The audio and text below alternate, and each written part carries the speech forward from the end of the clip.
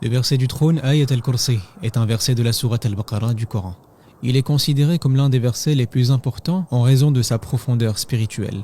Ce verset met en lumière la grandeur et l'omnipotence d'Allah. Il affirme que notre Seigneur est unique, qu'il n'y a d'autres divinités en dehors de lui.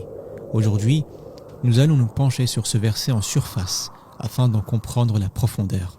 Ayat al-Kursi, un verset miraculeux. Le verset du trône est composé de 9 phrases. Allons les découvrir ensemble. Phrase numéro 1, Allahu la ilaha illa huwa al-hayyul qayyum. Phrase numéro 2, La ta'khudhuhu sinatun wa la nawm. Phrase numéro 3, Lahu ma fis samawati wa ma fil ard. Phrase numéro 4, Man dha alladhi yashfa'u 'indahu illa bi'idhnih.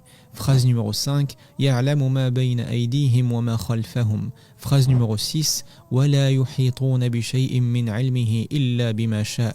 Phrase numéro 7, Wasi'a kursiyyuhu as-samawati wal ard. Phrase numéro 8, Wa la ya'uduhu hifdhuhuma. Phrase numéro 9, Wa huwa al-'aliyyul 'azim. 9 phrases.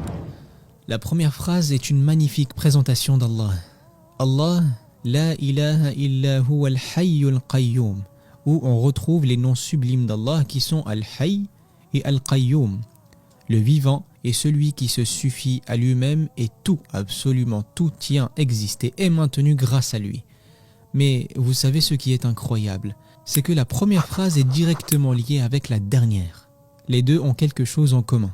La 9e phrase, Wa huwa al-'aliyyul 'azim, combien de noms avons-nous encore ici? Comme la première phrase, 2 noms sublimes d'Allah qui sont le très haut, le très grand. La phrase 1 est directement liée à la phrase numéro 9. Mais avant de poursuivre avec la deuxième phrase, il faut qu'on sache quelque chose en amont. Les agents de sécurité. Vous allez me dire, mais quel est le rapport? Eh bien, les agents de sécurité ont un travail très difficile. Rester parfois jusqu'à pas d'heure et à des horaires tardifs à regarder des caméras de surveillance. Dans les films, on les représente parfois en train de dormir devant les écrans ou à leur poste car automatiquement, dès lors que l'on surveille quelque chose, nous avons tendance à nous assoupir et à nous fatiguer. Allah Azza wa Jalla a dit à propos de lui-même dans la 2e phrase, La ta'khudhuhu sinatun wa la nawm. Ni la somnolence, ni le sommeil ne le saisissent. Quand tu es fatigué, tu es dans la somnolence. Et ce qui s'ensuit s'appelle an-nawm, le sommeil. Allah n'est pas touché par ces choses. La phrase numéro 2 est encore étroitement liée à la 8e phrase du verset qui est Wa la ya'uduhu hifdhuhuma. La garde des cieux et de la terre ne lui coûte aucune peine.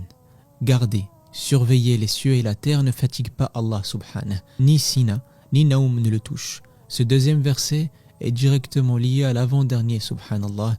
Dans le verset numéro 3, il dit Lahu ma fis samawati wa ma fil ard. À lui appartient tout ce qui est dans les cieux et sur la terre. Avant de continuer, il faut qu'on comprenne bien la différence entre 2 noms d'Allah, Malik et Malik. Malik est propriétaire. Il y a cette notion de possession. Malik est un roi. Bien que la différence nous semble infime entre les 2 notions, il y en a bien une. Vous êtes propriétaire lorsque vous possédez quelque chose. Par exemple, si vous possédez un arbre, vous en êtes le propriétaire. Mais est-ce que pour autant vous êtes le roi de cet arbre? La royauté est le contrôle d'une population. La possession est le contrôle d'un objet. Il y a donc cette différence. Donc, quand Allah Ta'ala nous dit « Lahu ma fis samawati wa ma fil ard », il possède tout ce qui est dans les cieux et sur la terre. De quel nom nous parle Allah? De Malik, avec cette notion de possession. C'est donc la 3e phrase. Et que nous apprend la 7e phrase? « Wasi'a kursiyyuhu as-samawati wal ard ». Son trône, kursi, déborde des cieux et de la terre. Quand Allah nous parle ici de son trône, il nous parle donc de sa royauté. Ces 2 phrases sont liées et c'est un lien très fort que notre Seigneur a mis ici. Ce lien entre la 3e et la 7e phrase nous dit qu'il possède tout ce qu'il y a sur la terre, tout ce qu'il y a dans les cieux et il en est le roi. La 4e phrase est « Man dha alladhi yashfa'u 'indahu illa bi'idhnih » Qui peut intercéder auprès de lui sans sa permission? Comprenons d'abord ce verset.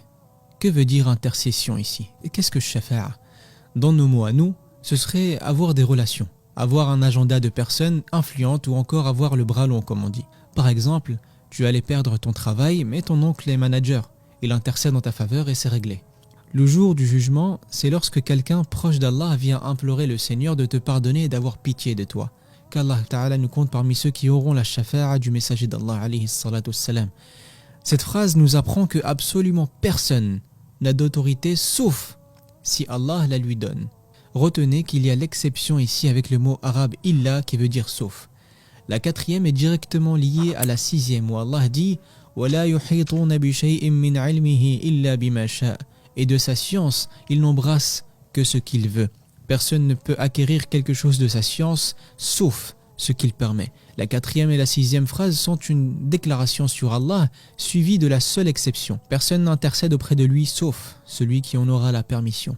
Personne n'a de science sauf celui à qui il donne du savoir. La première phrase est liée à la neuvième, la deuxième à la huitième, la troisième à la septième, la quatrième à la sixième. Il en manque une, et c'est celle du milieu. Celle qui est au milieu de toutes. يَعْلَمُ مَا بَيْنَ أَيْدِيهِمْ وَمَا خَلْفَهُمْ. Littéralement, il sait ce qu'il y a devant eux et ce qu'il y a derrière eux. Il connaît leur passé et leur futur. Il sait ce qu'il y a au début du verset et ce qu'il y a à la fin. Subhanallah.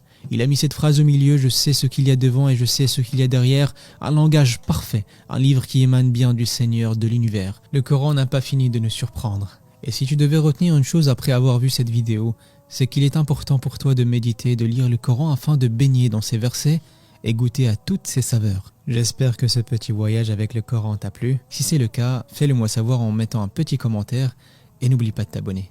Assalamu alaikum wa rahmatullahi ta'ala wa barakatuh.